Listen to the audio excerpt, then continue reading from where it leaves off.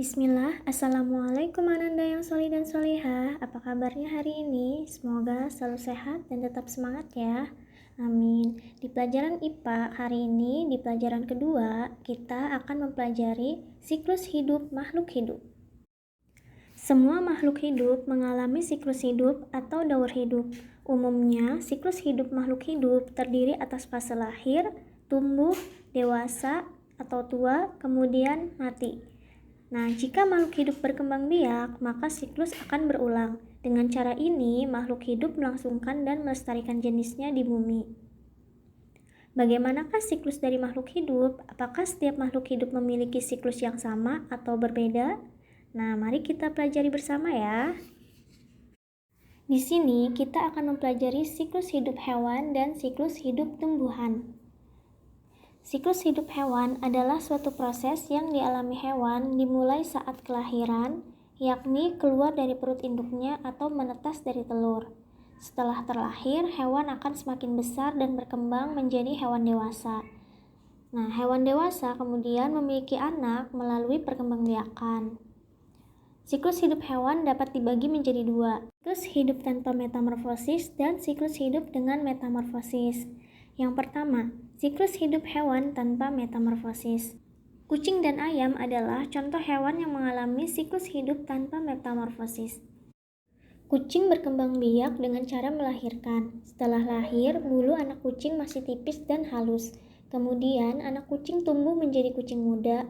Seiring pertumbuhan, bulunya semakin lebat. Kucing muda selanjutnya tumbuh menjadi kucing dewasa dan memiliki anak. Dalam siklus hidupnya, kucing hanya mengalami perubahan ukuran tubuh, namun tidak mengalami perubahan bentuk. Bentuk anak kucing dan kucing dewasa sangat mirip. Yang berbeda hanyalah ukuran tubuhnya. Oleh sebab itu, kucing dikatakan mengalami siklus hidup tanpa metamorfosis. Jadi, siklus hidup hewan tanpa metamorfosis hanya mengalami perubahan ukuran tubuh, namun tidak mengalami perubahan bentuk. Yang kedua, siklus hidup dengan metamorfosis. Siklus hidup hewan dengan metamorfosis adalah siklus hidup sekelompok hewan yang terlahir dengan bentuk yang berbeda dengan induknya dan mengalami perubahan bentuk yang bertahap hingga dewasa. Metamorfosis dibagi menjadi dua, yaitu metamorfosis sempurna dan metamorfosis tidak sempurna. Bagian A, metamorfosis sempurna, yaitu hewan yang mengalami metamorfosis sempurna antara lain adalah kupu-kupu, nyamuk, katak, lalat, dan ngengat. Beberapa jenis serangga seperti kupu-kupu dan nyamuk memiliki 4 tahapan dalam hidupnya, yaitu telur, larva, pupa, dan imago. Metamorfosis pada kupu-kupu. Kupu-kupu yang ingin bertelur akan mencari tempat untuk meletakkan telurnya. Umumnya di bawah atau ujung daun, kemudian telur menetas menjadi larva. Larva kupu-kupu disebut dengan ulat. Dalam masa pertumbuhan, ulat memakan daun sebanyak-banyaknya dan seringkali mengalami pergantian kulit. Ketika sudah mencapai ukuran yang maksimal, ulat akan berhenti makan dan berubah menjadi pupa atau kepompong. Pada tahap ini, kepompong akan melekatkan dirinya ke ranting pohon. Setelah beberapa hari, kepompong akan pecah dan keluar kupu yang sangat cantik. Kedua, metamorfosis pada nyamuk.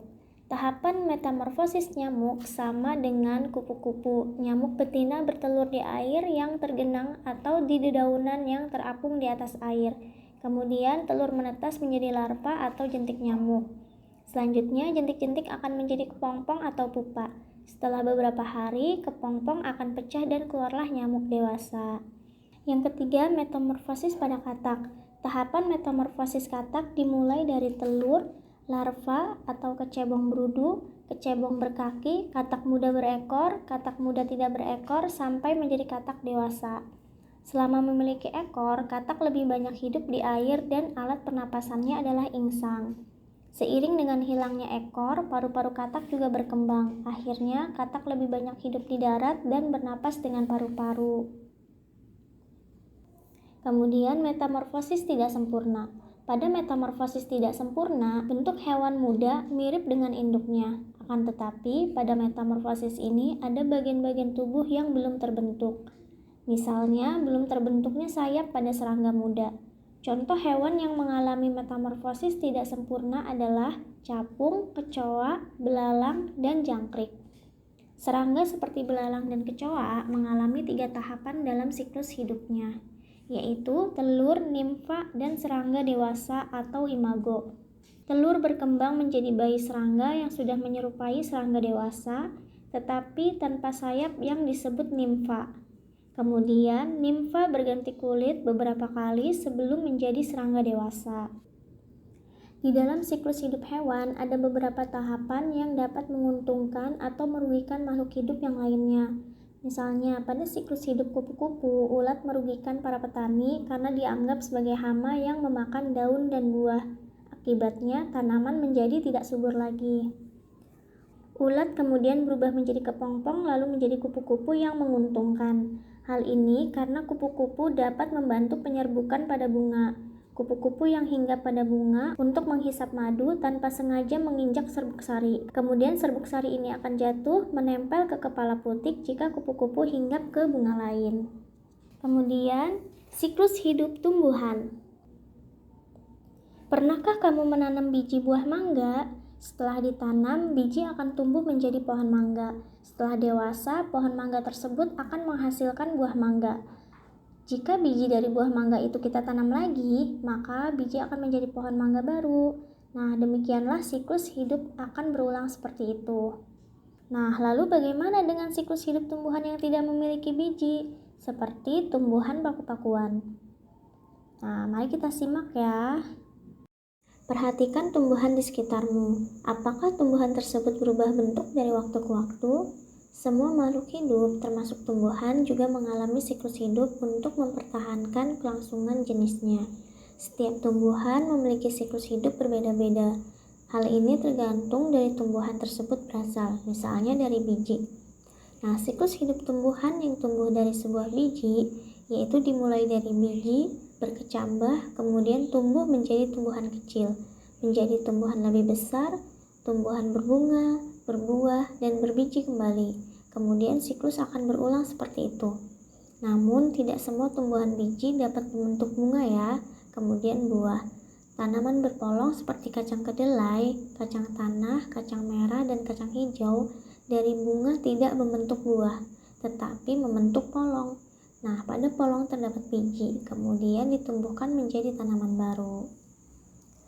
Siklus hidup tumbuhan dapat dikelompokkan menjadi 3, yaitu tumbuhan semusim, tumbuhan 2 musim, dan tumbuhan tahunan. Tumbuhan semusim dikenal juga dengan tumbuhan berumur pendek. Tumbuhan ini menyelesaikan siklus hidupnya mulai dari biji, berkecambah, tumbuh, berbunga, berbuah, kemudian berbiji kembali, dan akhirnya mati dalam waktu 1 tahun. Contohnya seperti tumbuhan padi, kacang kapri, dan jagung. Pada tumbuhan 2 musim memiliki siklus hidup dalam jangka waktu 2 tahun. Contohnya seperti kubis, seledri, dan wortel. Selain tumbuhan 1 tahunan dan 2 tahunan, terdapat pula tumbuhan yang dapat hidup bertahun-tahun dan berbunga serta berbiji terus-menerus. Tumbuhan ini dikenal dengan tumbuhan tahunan. Contohnya seperti pohon mangga, jambu, dan durian. Insyaallah, alhamdulillah, pembelajaran kita tentang siklus hidup makhluk hidup sudah selesai ya Anda semua. Semoga Allah memberikan kemudahan untuk kita bisa memahaminya dengan baik. Cukup sekian dari Ustazah. Wassalamualaikum warahmatullahi wabarakatuh.